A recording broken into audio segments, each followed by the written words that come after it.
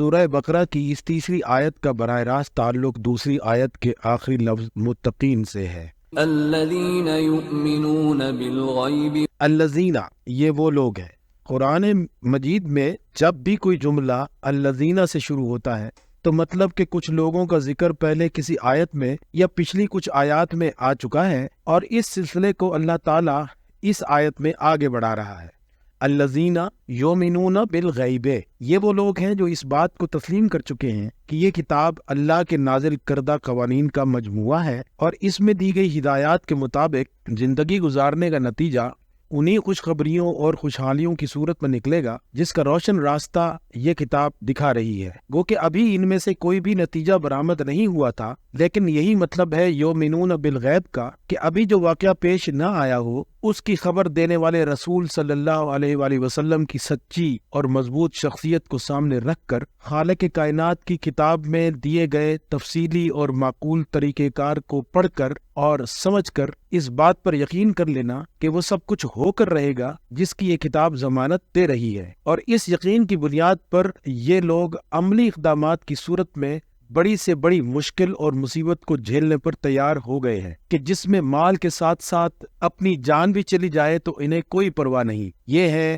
الذین یؤمنون بالغیب، الذین یؤمنون بالغیب، یعنی مستقبل میں پیش آنے والے حالات و واقعات پر ان کی عقلی اور عملی اور شعوری تفصیلات کو بنیاد بنا کر زمانہ حال میں یقین کر لینا کہ یہ سب واقعات عین اسی طرح پیش آ کر رہیں گے، ایمان بالغیب کہلاتا ہے۔ وَيُقِيمُونَ الصَّلَاةَ، الذین یؤمنون بالغیب ویقیمون الصلاۃ، یہ وہ لوگ ہیں جو اس بات پر بھی آمادہ ہو چکے ہیں کہ صلاۃ کے نام پر جس نظام کی تفصیل اللہ نے اس کتاب میں جگہ جگہ بیان فرما دی ہے، اسے 100%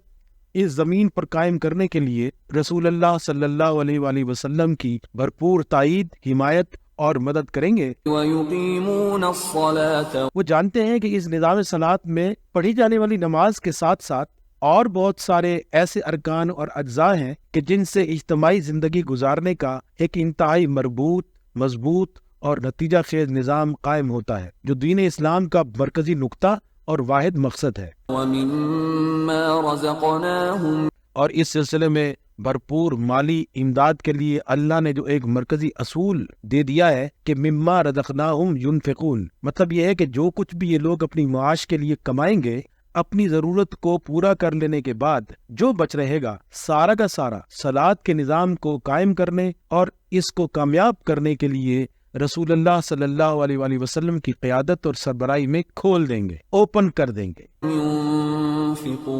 ينفقون، یہی مطلب ہے عربی کے لفظ نفقہ کا۔ نفقہ ایک سرنگ کو کہتے ہیں جو دونوں طرف سے کھلی ہوتی ہے، اور مما رزقناہم ینفقون کا مطلب مال خرچ کرنا نہیں، بلکہ جو بھی مال ضرورت پوری کرنے کے بعد بچ جائے اسے یوں کھول کے رکھ دینا کہ جس کو ضرورت ہو وہ ایک طرف سے آئے، اپنی ضرورت پوری کرے اور دوسری طرف سے چلا جائے۔ لیکن یہ سب کچھ ہوگا قرآن مجید کے مربوط نظام صلاۃ کے ماتحت، یہ انفرادی طور پر نہیں ہو سکتا۔